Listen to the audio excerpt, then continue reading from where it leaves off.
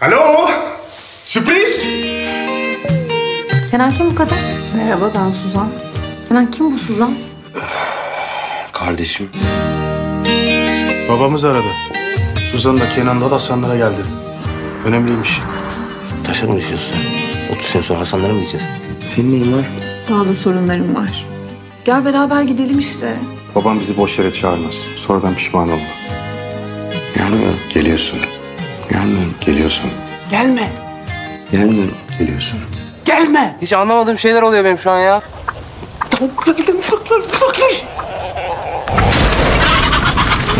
Ne oldu? Tavuk mu patladı? Ne patladı? Tavuk patladı. Tavuk mu patladı? Tavuk patladı. Tavuk mu patladı? Biz babamızı görmeye gelmiştik. Görmeye değil işte. Gömmeye gelmişsiniz. Mukadderat.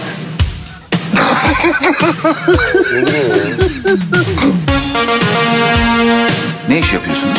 Astronot. Astronot. Evet. Nasıl? Kasklı falan. Geride kalanlara sabır ve cemil ihsan et. Herkes senin hakkında konuşuyor. İyi Hayatımda beyler. bu kadar saçma bir şey görmedim. Ben de ilgilenirim. Böyle süpernova, kara madde, enerji falan. Olayların içindedir. Petruşka. Matruşka. Maşallah ya. Nasıl gidiliyor uzaya ya? O konuda daha konuşuyoruz. Kiminle konuşuyorsunuz?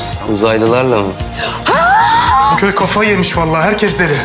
Bir yanlışlık olmalı. Yanlışlık bu zaten. İçinde doğduğumuz aile. Sen dombili.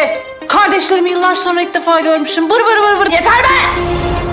Artık hissettiğim anda söylemek istiyorum. Ne bakıyorsun lan? Ağzına oturduğumun çocuğu.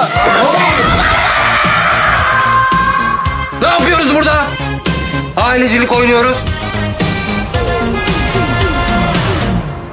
Yani herkes kendi yoluna gidiyor.